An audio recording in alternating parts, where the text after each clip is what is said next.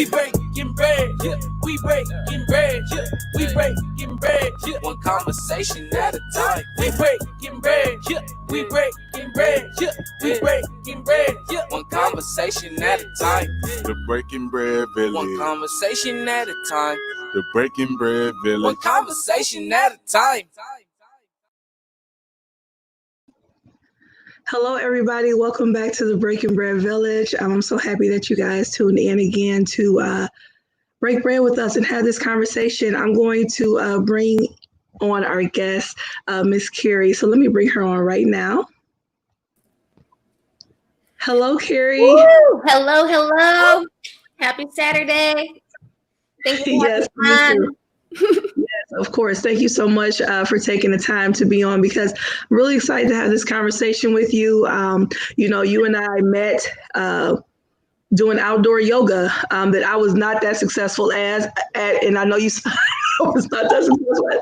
And you were so kind about it and so sweet, so I appreciate that. But it was really nice, and I believe that that moment happened for a reason. Even though I joke around, it happened for a reason. So I appreciate that moment in time. I just wanted to kind of allow you to introduce yourself, and then we'll go ahead and get started. So go for it. Whew. All right. Well, first and foremost, you showed up to space. That's the hardest thing to do. So we just have to celebrate showing up to space. And speaking of space, that's kind of my role. I feel like I create spaces, I share space, and space is really what's needed for healing. I'm a yoga teacher, spin teacher, human being who is healing and slowly yet sustainably thriving through trauma and loss and grief. And, my soul just screams right now with the sacred rage of everything that's happening. So I definitely feel that I am a warrior of truth and an activist as well. So many words to just, who am I? I mean, I just am a believer in the capacity to heal. And like you said, shining light through conversation, right? And having connections that are real and authentic is what space is all about. So I guess that's who I am.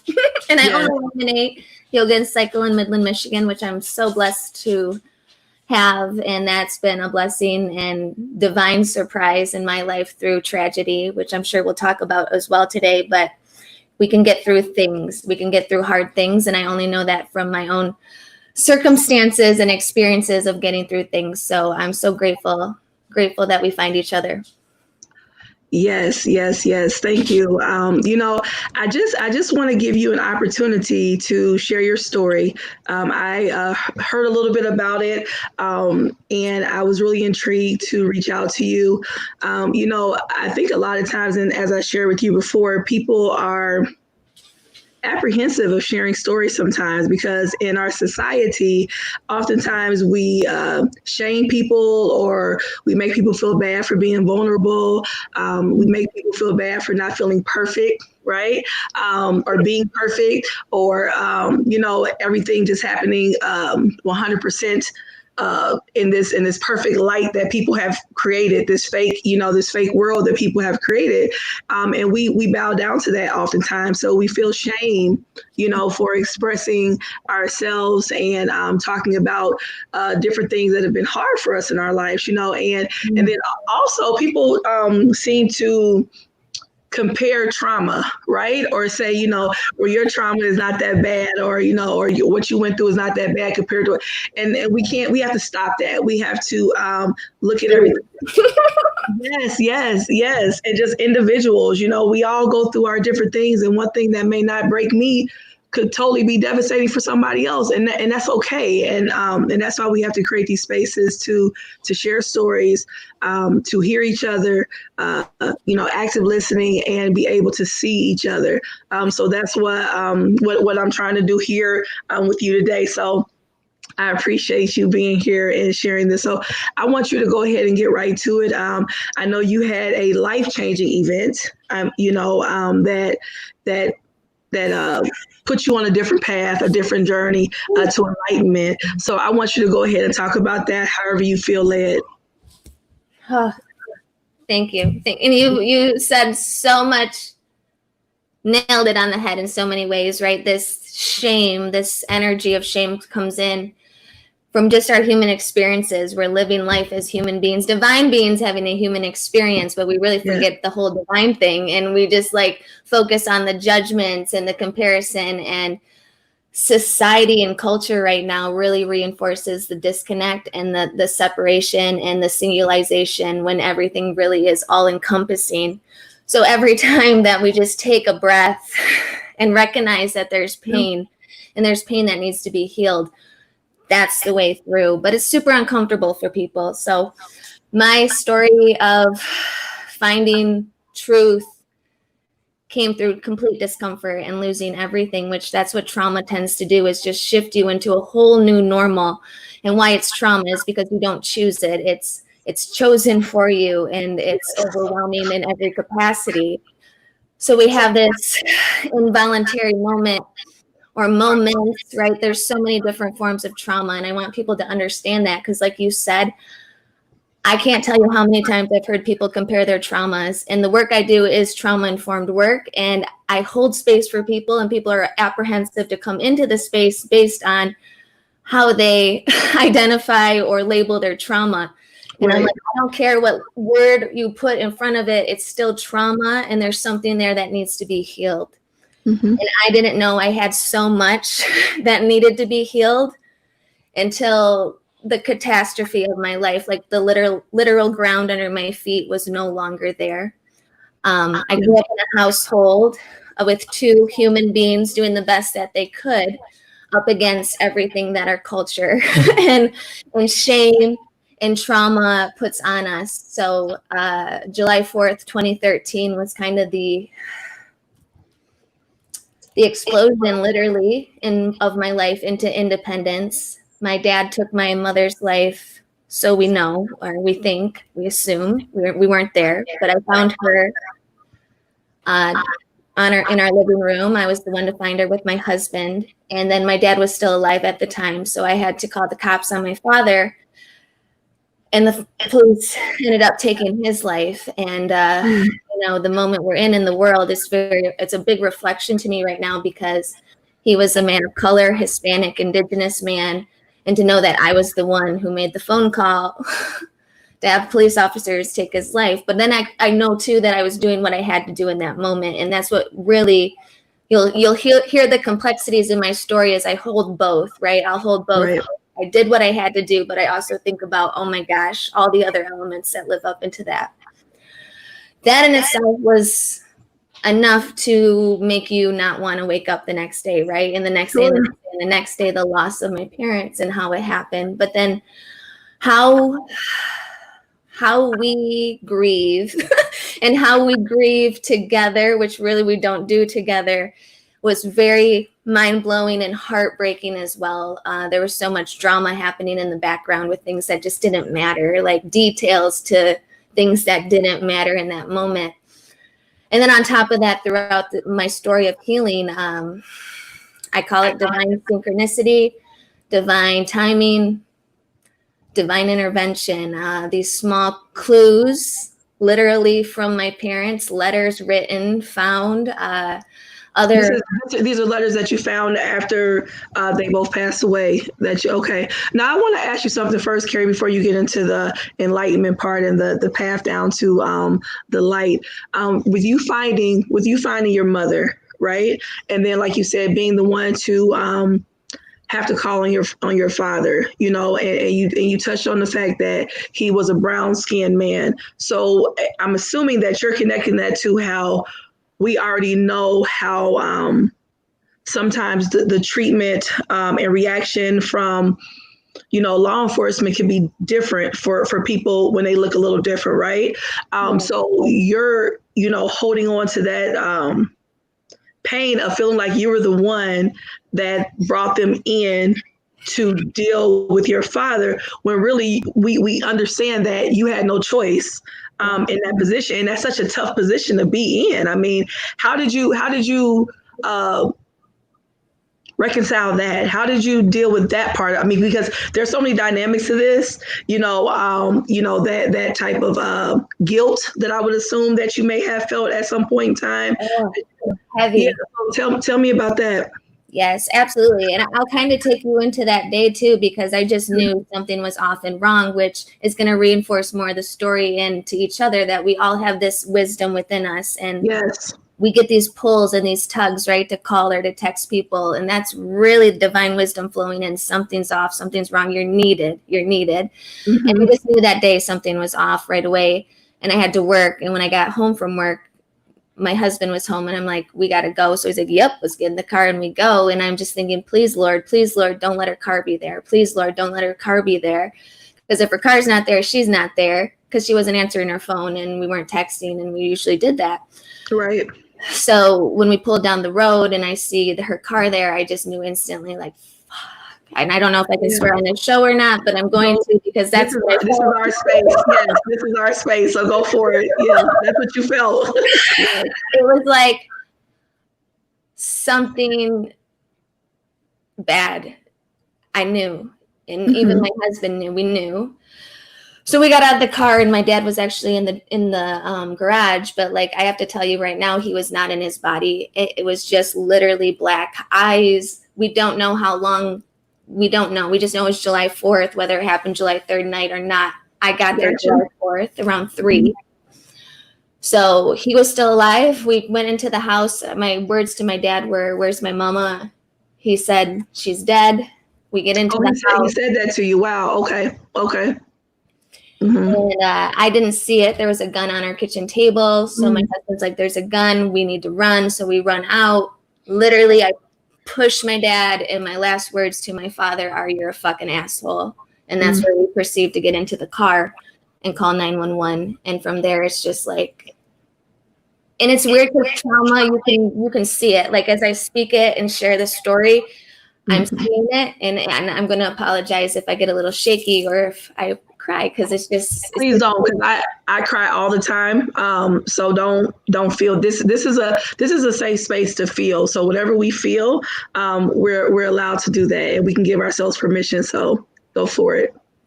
And I might not cry, so I don't want people to think that I'm insensitive at all to this, but it's been 7 years, so I've been able to kind of digest it. And then also yoga's been so healing. But being the one, and I'm so glad it was me and not my brother, I would rather hold that weight, and I know that I can hold that weight and I can digest this slowly.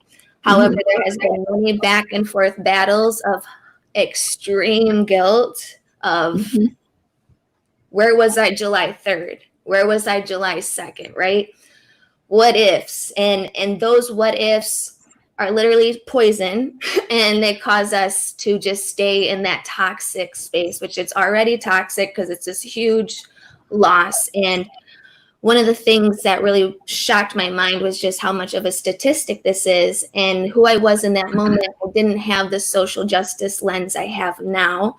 So that's why when I tell this story, I think it's so important that people understand my parents were humans, and they were also children who were abused. So trauma is very perpetuated until it's healed. And I feel very honored, humbled, and also agitated that I'm the one in this family circuit that is coming in to say no more. We can't do this anymore. Yeah. But it is overwhelming. And what I found in this dark space, we are needed and necessary prescription pills, right? Antidepressants, anxiety pills. I think and believe truly that they hold a space. I also think there's a huge dependency upon them. And I immediately went to them because I needed them to sleep. I needed them to function. Sure. And I don't even know how I functioned. I ended up getting through the rest of college, so I was like on the cusp of all this excitement, which my mom was so looking forward to. I had just gotten engaged. I'm about to graduate college, which I'm not a good student. It took me like 8 years to do the bachelor's degree thing because it wasn't my thing. But I got through it. Through it. No.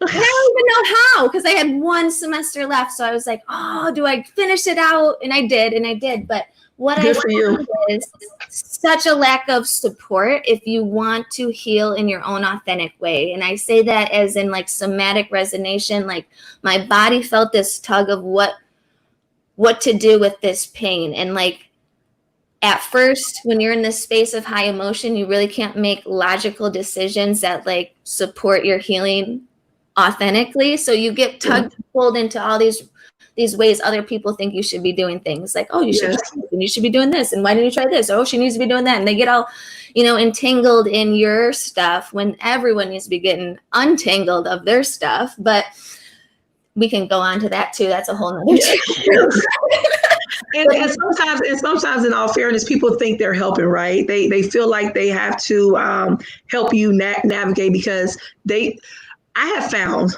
that people put on you what they feel themselves. So if they feel like something is too much for them, or they can't handle it themselves, then they assume that you can't either. So then they put the same pressure on you as if it was themselves. Does that make sense? Do you understand? So yes. yeah, so I have found that people do that. So I think people mean well sometimes, but yeah, sometimes people need to kind of.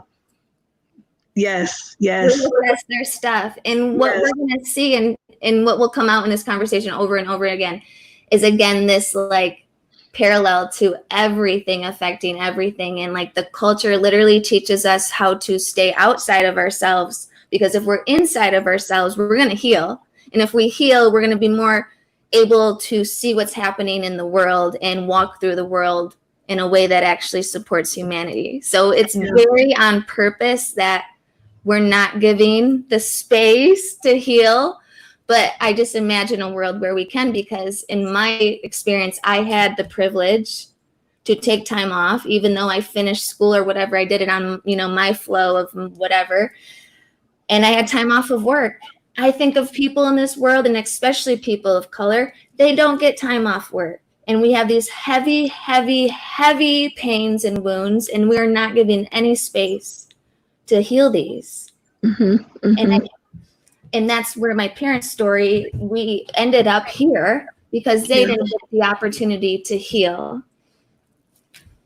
So do you feel like it was something that was shown prior to that happening with your mother? Do you feel like something was shown prior to that could have been leading up to that? Do you recall anything that was, like fighting or any type of okay. So that's the thing too that I really want people to understand, is like nothing is singular. Culture right now singularizes things. They're bad. He's bad. That's the problem. Fix that, take it out, remove it. All is well. And we have to understand, like, again, this is this big, all-encompassing, everything affects everything. Yes. So culture right now just like really does not support our healing. And I get excited to think about that we could be the ones that do that. My parents, they worked their butts off. They taught me humility. They taught me hard work. They taught me joy. They taught me how to love, and they still love me from the other side. And it's beautiful. But where they lacked was the support to heal these really deep internal wounds. So my dad was an alcoholic. My mom would joke around that she would be an alcoholic if she drank. She didn't drink. Bipolar disease, we found out later. And just, I think, really deep, deep depression, again, from shame and traumas, things that happened to us as children. We're not allowed to speak about it. And that's the part that infuriates me. It gets me so emotional. And because I feel so bad for that are taught not to talk about it, not to feel, to toughen up, and even sometimes as a Black woman, people see you as strong and hard. It's this hard exterior that people see you as, to where it's like you're not allowed to feel, and a lot of times showing emotion was taught in families as a weakness, right? So I mean, when you're taught this and it's so ingrained into you, when you really need to cry out, you don't, and then it all just kind of impacts just all inside, and it's just kind of it's pressed down in there, and then eventually it explodes, and yeah, that's what happens. Yes, over and over and over again until we actually do the work, which takes a lot of effort. It takes a lot of intention.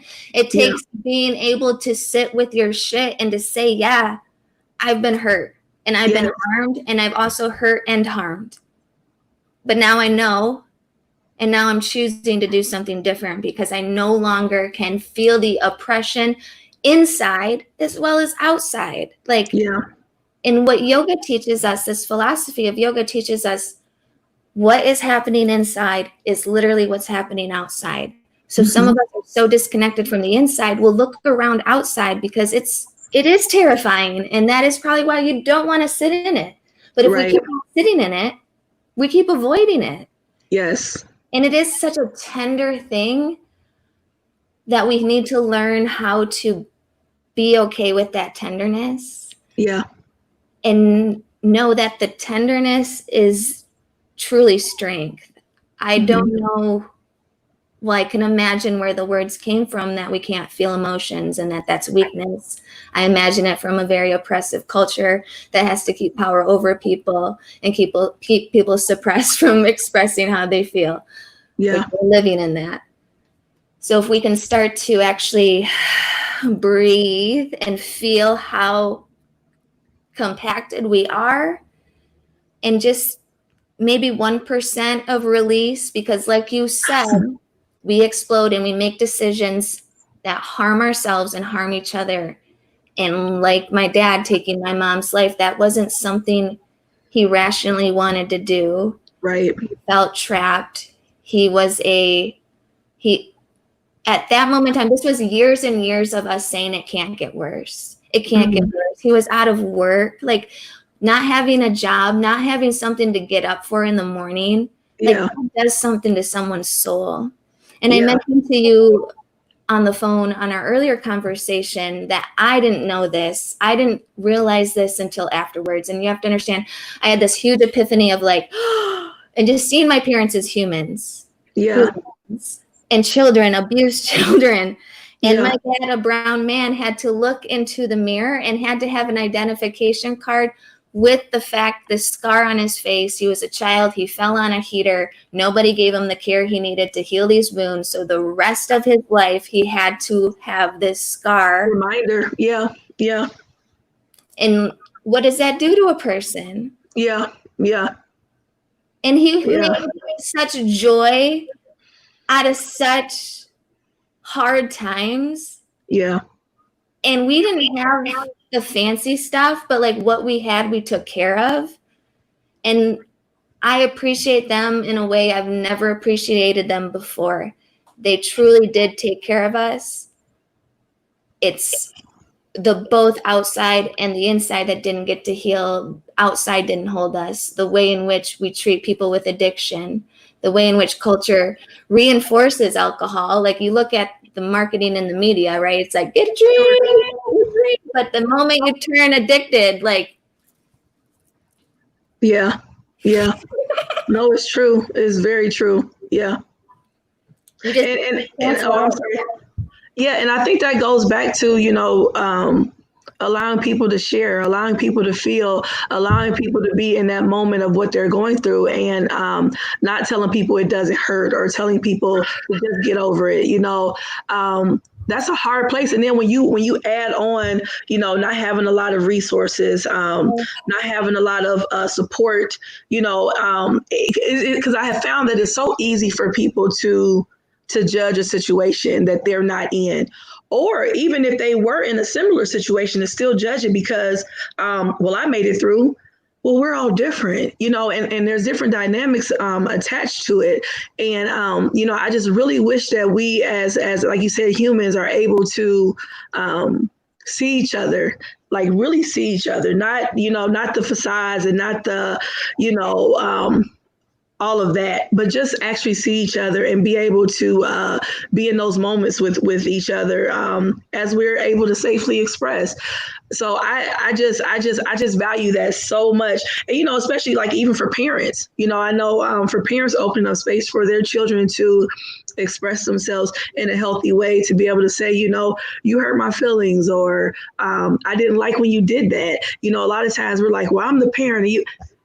But they're still humans, they're still have feelings, and they still are going through something, and they need to be able to express it in a respectful way. Of course, I mean, sometimes people need to get it out. So I want you to kind of talk about your path to healing, and your path to, the light, so to speak. I'm a firm believer that in everything dark comes light. I'm firm believer in that one way or the other, there's light somewhere. We just have to find it and just have that strength. So I want you to kind of talk about your journey towards the light after that happened to you. Ooh. Thank you. And I too, I huge advocate for children and everybody. But so what's really beautiful is when you're light, or when it's really dark in your life, like the light is a little easier to find, right? Like, and not just lost my parents, but like we lost our home. We lost. Oh yeah. Yeah. My mom was a couple months away from paying off bankruptcy, so the house would finally be like donezo. So it was, again, this was many years of just collective grief and like collective situational trauma on repeat. But again, making joy and liberation through it, because that is how we get through stuff, guys. But so disappointment is no stranger to me at all. As I finished my last semester at school, I was really hopeful and wanted to become a registered dietitian. Like that was like the funnel of energy. This is what I'm doing. This, I need to check it off and get it. And they were really sweet with me. You have to get a dietetic internship. It is very competitive. So any registered dietitians out there, you're amazing. It is such hard work to be a registered dietitian. They pulled me to the side and they're like, Keri, you didn't get the internship, because they knew like I'm just grieving my parents, and now here's this girl who's like, please let me have an internship, and they're like, no, because my GPA wasn't great, because again, me and school just, we didn't get along. But so I was just like, I contemplated, and it might be hard because my husband's in the room, but I contemplated multiple times of just being done. Like, I don't know why I'm here. Why do I exist right now? This is too heavy. When you say done, you mean period, with everything, with life? With life itself. Yeah. Like, I just remember like holding pills in my hand and being like, should I take these? And all of these. And I just couldn't. Yeah. Oh, yeah, I know. So get trapped in that corner, right? And you feel like you can't breathe. And it's like all these things that you wanted and you worked so hard for, they're gone. Yeah. And I just remember this moment where I like literally just did what I did. I took this really, really deep breath and put my hands up in defeat of like, okay, I don't know anymore. I don't know anything. I know nothing. Show me the way. Yeah.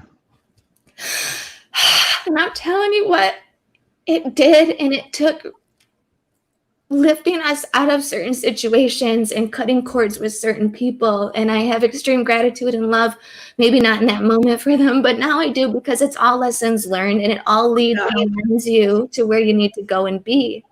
But it was so messy, and it was so painful, and it was so confusing.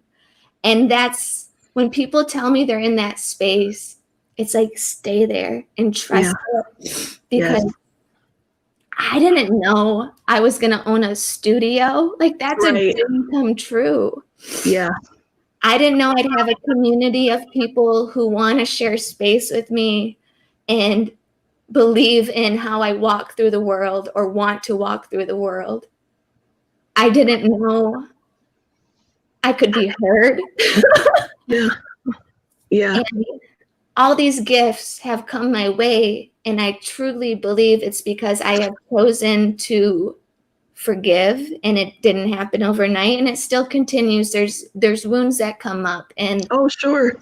that's And just you forgave yourself. You know, people forget that we have to forgive ourselves. You know, we have to show ourselves grace and mercy. So not only forgiving other people, but it starts with us. We have to forgive ourselves for things that we feel we allowed, or things we didn't change, or things we have to forgive ourselves. So carry on.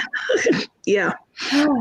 and we're never shown how to do that. Like, No. so let's show each other how to do that. And I feel we show that when we extend the grace outward, like, oh, Yes. you're human. Yes. In these spaces, this is a part of showing each other, like, hey, this is a space for you. It's okay to be vulnerable. It's okay to cry. It's okay to get excited. It's okay to be pissed. It's okay, because this is, you know, when you spoke to staying in that moment, people always talk about, you know, the journey to discovery, and they paint these pictures. You see these beautiful pictures of, you know, people sitting in the grass with flowers and butterflies, but really that true journey is ugly. I mean, it is an ugly journey, man, and it hurts. It's painful. You cry. You know, it is. You know, it reminds me of years ago. I worked at Dow Gardens, and I remember working in the butterfly house, and watching the process of the butterfly. And I know it's a more technical name, that the moths, but I'm not going down that. I'll just say, you know, the caterpillars that go into the cocoons. But, you know, I was so intrigued, because I'm just a curious person by nature. And I was so intrigued by their process that, you know, I kind of looked it up, and I studied more about what actually took place within that cocoon, you know. And, you know, I know people tell this story a lot, you know, but it was just amazing to me when I read it, because I'm looking at it and I say, wow, they are close to death. Like, when they're in there, they are basically fighting. Yes, they're fighting for their life, and they're close to death. And then they come out, and they're this beautiful recreated being, you know. And I just remember being so moved by it that I would watch them in this cocoon, because at that time I too was going through things in my life, and I just remember saying, I am this is me. This right here, this process that I'm watching is me. And it was so inspirational to watch it, and to see the aftermath. And I'm like, wow, they are close to death. You know what I mean? And when you think about that, a lot of us on these journeys, you either feel like it's over, like, what else do I have to give? Or you do experience that spiritual death, where it's like, you know, I have to kill something within me, you know, you know, I know scripture in the Bible says to kill the flesh daily. You know, it says death constantly. Yes. Yeah, you just kind of are reborn, and you have to make that choice. So, I could go on about that all day, because that was a eye opener for me when I saw that process, and I was able to connect to it. You know? Yeah. I feel you. I use that story as well. Yeah. Especially, I mentioned to you that I have had the honor of taking yoga into correctional facilities. And that's one of the stories. Metamorphosis, transformation. It is messy and it's disgusting. And you think they're not going to make it, because the struggle is real. But the struggle gets us so strong and prepares us to truly appreciate the space when we get out, right? Like, it's like, oh, wow. Yes. And the thing with trauma, as much as I get trauma, but it's overwhelming, we can turn it into post-traumatic growth. Like, people who go through trauma are the most resilient people. Oh yeah. When our circumstance is constant survival, we are strong people. And we have to remember that, because, again, the things outside of us are going to reinforce the illusions of you're not strong people, and that you need to depend outside of you to get through this, when in fact, like, the God of your understanding is softly and sweetly just saying to you, you have everything you need. You have everything you need. You have everything you need. Yeah. And you're worth it. And again, it's not pretty and it's not pleasant. And this culture that we're living in paints the picture of this ideal that nobody's ever going to meet. So that's why we're constantly judging each other on top of everything else. Yes, each other, ourselves. We compare ourselves to what we feel where we should be, what we shouldn't be. It's exhausting, and it's like, I am such a free person. I try to be so free, and I have found that living in this society is hard to be free. It's hard to be free because they design it for you not to be, for you to be dependent on everybody's thoughts, everybody's images of you, or everybody's expectations of you. And it's like, don't have expectations for me. I've created my own expectations for myself, and I'm going to live up to what I place for myself, and you live up to yours, and we could just live. We could just live like that, but we've been taught differently. So it's really hard for people to unlearn that, once it's been ingrained into them to, that by 18, you should do this, by 25, you should do this, especially for women, you should have children, you should be married, you should, you shouldn't gain weight, you shouldn't do, it's just so many expectations. Your boobs shouldn't be down, they should be up, and it's like, let me when be. am I good enough? Yes. When I'm bringing to the table enough to offer. Yeah. It should be enough already. And that's what yoga, like this practice of yoga, it allows us to meet ourselves over and over again, exactly where we are. And it says, this is good enough. But it also says, you still got some work to do. So it's like we can hold all of that without having to have the judgmental voice over and over again. I'm not good enough. I'm not good enough. I'm not good enough. I'm not worth healing. Yeah. And can you explain Namaste? A lot of times, I say that to people, and some people look at it as where you're bowing down to a person as in superior, inferior, and they just don't understand what it truly means. Would you mind explaining that a little bit for me? Absolutely. So the word itself, Namaste, translates into I see the light within you, the light within me. And this light is essentially like the universal light of consciousness. So again, I call it the God of your understanding because it's whatever you relate to. Sure. But the spirit lives in you and lives in me. So we recognize that that's there. And the bow is just a simple gesture of, I see you. Yeah, recognition. Yeah. Not above, not below, among. Yes. No, I love it. And, and it's so funny. It's so interesting to me because I've studied so many different religions, right? And when you study them, they all echo each other in so many different ways. Wanting for your brother what you want for yourself.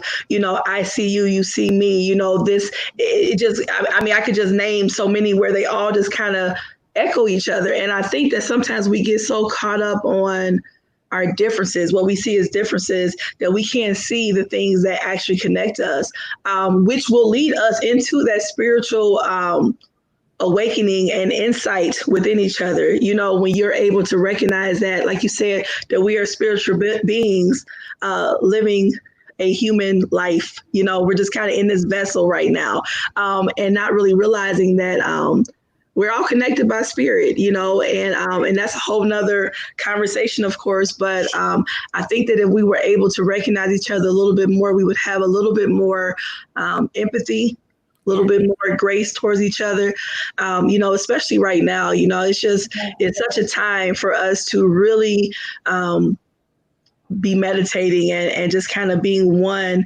Because we need that energy right now because it's just so much happening. So, but I want you to kind of, just tell more of your story of you finding the light and just kind of getting into a better place. I'll let you do that. So. Whew. Yes. Yeah. So again, I knew, I grew up religious, I grew up Christian, but then when everything happened, and even before that, I kind of was already a little bit distant in that practice, but I always believed in a higher power. Sure. And I knew that my parents live on, right? We live on, we're soul. So I would just get these little glimpses, get these little insights, and literally just things would align. And that fact that I have a studio named Alignment 8, which I did not name it, all these things found me. This practice found me when I was ready for it. And again, it was the conscious decision over and over again through the heartbreak and through like how people just behave when we're hurting. Yeah. Yeah. And I think what the universe did was like it scooped me up and said, you need to get out of here. So it landed me and my husband in Midland, which wasn't too far. We were in Saginaw. And it's just like we just needed something different. And it landed us here. And then from there, found the studio. I found a groove back into work. So the studio was actually already created by somebody else. And she was about to sell it. And I just knew, like, again, there was just all these felt sensations of like, this is good stuff. And, you know, this feels good. And I hadn't felt good. So I had a really great contrast because it was like, I had not felt good in a really long time. So when things felt good, I was like, ooh, what is this? Yeah, this is nice. Yes. Yes. Am I worthy of this? Can I do this? And there was so much self-doubt. But then at the same time, there was all this things, just everything aligned. My husband believed in me, which that is the greatest thing. And I worked the whole year through MSU Extension while taking on the studio and balancing all of that with grief. And just my brother and nephew were living with us at the time as well. And I just look back and I think, hey, it got me through. That was such a struggle as well, but it prepared me. It prepared me for so much. And it just reminds me of how strong I am. And when we're in it, we don't realize we're strong. But sometimes if we just take that step back, we'd be like, holy cats, I got through that. Or I'm getting through this. I'm getting through this. Yeah. But just trusting signs. Numbers were big for me. I enjoy spiritual healing. So like Reiki healing was big for me, still is. Going to mediums and connecting with my parents was huge. And these people, these healers came into my life when I was ready. And so were opportunities. So finished Central. I became a spinning certified instructor, found the studio, found trauma-informed work, found yoga, positive psychology, and now I'm on my 500 and 750 adventure. And again, these things are just like these stepping stones that come when I'm ready. And they mean that I have to sacrifice some stuff behind me, and that's okay. It's just a constant tug and pull sometime of like, but not tug and pull. I don't want to say tug and pull. Just like step forward, step back, be where you're at, and just trusting this organic flow. It's an organic flow. You know, sometimes things kind of take us to one place and that place. It's an organic flow. And but like you said, you have to listen to that voice, that inner voice, and you have to trust the process. So always. Yeah. And now I have yoga in my life, and I can't even imagine not having yoga in my life. And I just want to remind people, it's so much more than the postures. There's 8 limbs to this this path that is yoga, and only one of them is asana, and the rest is philosophy and ethics and sitting with your shit and breathing through it and having a focus and trying to get to that essence and truth that there is oneness in us all. And sometimes in the spiritual world, we sit in that, but we bypass the truth that we are not all treated the same. Yeah. And we don't all come into the world the same. And that's where we need to wake up and use this power of source and spirit who gives us free will and choice to start being the ones that gently have these discomforts that take us places, like these conversations. Yeah. And sharing our wounds in a way that we're not pointing the finger and we're not blaming or victimizing, which we can though. If you're a victim, you can be a victim, but like, yeah, holding accountability for each other. Mm-hmm. And I just imagine what it would have been like if my parents would have given that space, right? But I also hold the truth that my soul needed to go through all the things it went through so I could be where I'm here now, today, so I can sit with other people. Because if I couldn't sit with my discomfort or even understand what discomfort is, right, I wouldn't be able to do the work that I do. And I'm just getting started. So yes. Yes. Oh, wow, Keri, I really appreciate your transparency. I really appreciate your honesty. These are hard conversations for some. This can be really difficult to share moments that we felt like were the end, right? I too have struggled with finding purpose. Because people try to again give you your purpose, and I've always had a pull and tug in my heart since I was young.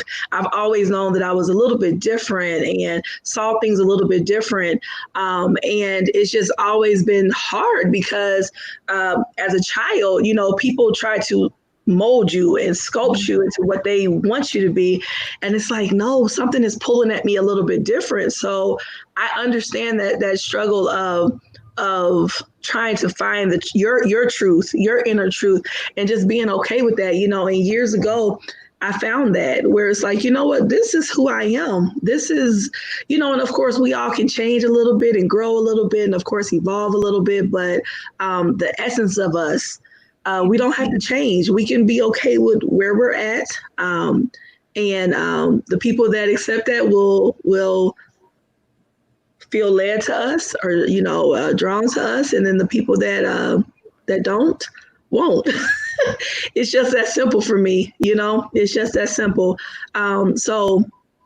Wow. So you feel as though, because I really want to drive this point home, that you feel like yoga played a huge part in your self-discovery? All of it. All of it. How were you introduced to it? Did somebody invite you to a class, or did you just seek it out through self-discovery or self-healing?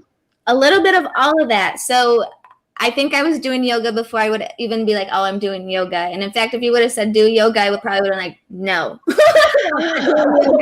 But I just felt this deep compassion and this deep pull for truth, which the first limb on this 8-limbed path is the yamas, and it's all about our ethical behavior towards others. And yeah, it was just these natural like knowings inside of me of like, I have to find a way not just to forgive my dad, but to forgive my mom, because she chose to stay in this relationship, right, where we knew things were bad. Mm-hmm. Things were good. Mm-hmm. There's a lot of love there. So and then my forgiveness for myself. So I found I was going to in nature. Like Mm-hmm. I was meditating without knowing I was meditating. I was allowing myself to witness truth and heartbreak, and I was breathing, and and I always was active. So there was the somatics of like I was running at that time and I was doing physical activity, but that's what I used to do, and it just didn't click like Sure. anymore. And that's where I found spin, which the story about me getting on the bike was because one of the last things my mom had said to me was like she would love to take a spinning class, and I was just like, Mom, you're crazy. Spinning is crazy. Mm-hmm. And then when she died, I was just like, she never got to get on that bike. So I was like, I'm going to get on that bike. And what I found was when I got on that bike, I wasn't in my head anymore, which this is where like you're going to yourself over and over again. Yeah. Yes. No Yes. service. Yes. But I was breathing, and it was getting endorphins up and sweating and releasing, which asana and yoga is all about releasing the tension in the body so we can sit with and be in stillness and notice everything that's happening around us and start to slowly pick, what am I going to work on today? Right. Right. And then I got into the asana through like a YouTube video. It was like 15-minute video, and it was torture for me to actually do the video. And then after a couple of times, I was like, I'm starting to like the video. But and then when I bought a yoga studio, I was like, well, I probably should do yoga. Yeah. So then from there, it just kind of evolved. Oh man, well, Keri, I just really appreciate you for trusting this space, for trusting me in this space. That's huge when people trust you enough to share, to open up. So I do appreciate that. I value that. I don't take it lightly. And I honor it, because it is important for people to feel safe and feel okay to share. So I want to just thank you for that and let you know I do appreciate that. And I appreciate you for sharing it with others. As I told you before, I think that people need to hear stories, they need to hear that somebody else overcame something, or, to feel inspired to possibly do it as well, and, no one should ever feel pressured to share a story. But if someone feels led or moved, please share with each other, because there's so many, especially children that I've worked with that, aren't allowed to speak. They aren't allowed to feel.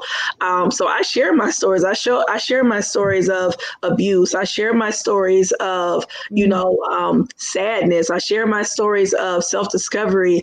I share those stories. I share the stories of being a teenage mother and not knowing what the hell I was doing. I share these stories because it's important, because I really believe people need to hear, because sometimes they don't feel comfortable sharing. So once you share, sometimes they're like, oh, well, I can talk about this too. I can share too. So I appreciate you for that. I appreciate the work that you're doing in the community, helping people through yoga is such a beautiful thing. Meditation is amazing. Is beautiful. It's just so much to it. And meditation can be anywhere. It can lead you to so many different things. So thank you so much, Keri, again. I just appreciate you. I thank you for your time. Thank you for spending it here with me, with us.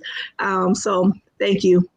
Thank you so much, Erin. And thank you for being you and sharing these spaces. And I just want to throw out there real quick, Sure. Next Saturday, I will be hosting a virtual Circle of Hope.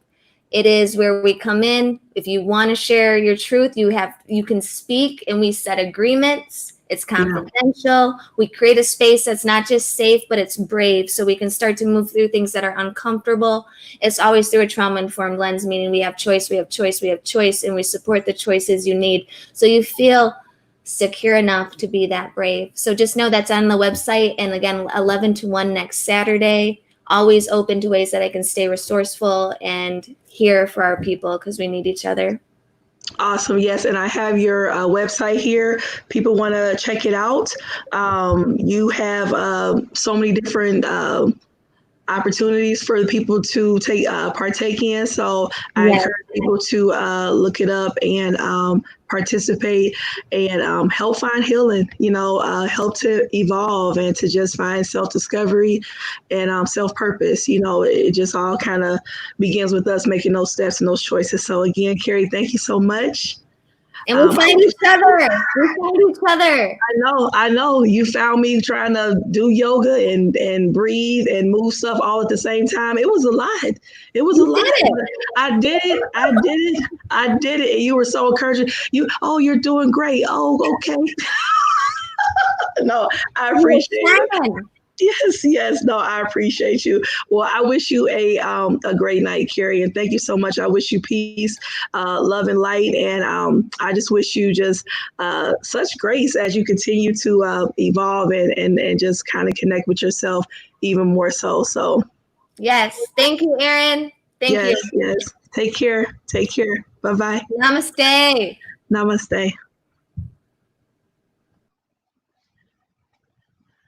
Oh, thank you guys so much again for being here today as we had this conversation.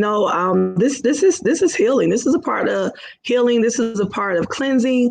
This is a part of freedom. You feel free when you can discuss and you can share. Such freedom. You feel so released and so cleansed when you're able to let go of things. So I appreciate you guys for tuning in and participating and listening and allowing us to be free to share. That's so important. That's what community is about. That's what the village is about. That's what unity is about, is all of us accepting each other as we are and being there as we evolve for each other. So thank you so much for being my village, and thank you so much for being a part of my community. And I wish you guys a good night. I will be coming back here at 9:00 to speak to Mr. James to talk about some of his journey to I don't know, just light and out of darkness, and just some things that he's gone through. And I will say that some of the content may be a little bit specific. It may be a little bit graphic. I'm not sure all in detail, but I just want to let people know that ahead of time. So thank you guys so much. I wish you guys light and love. Thank you. Peace.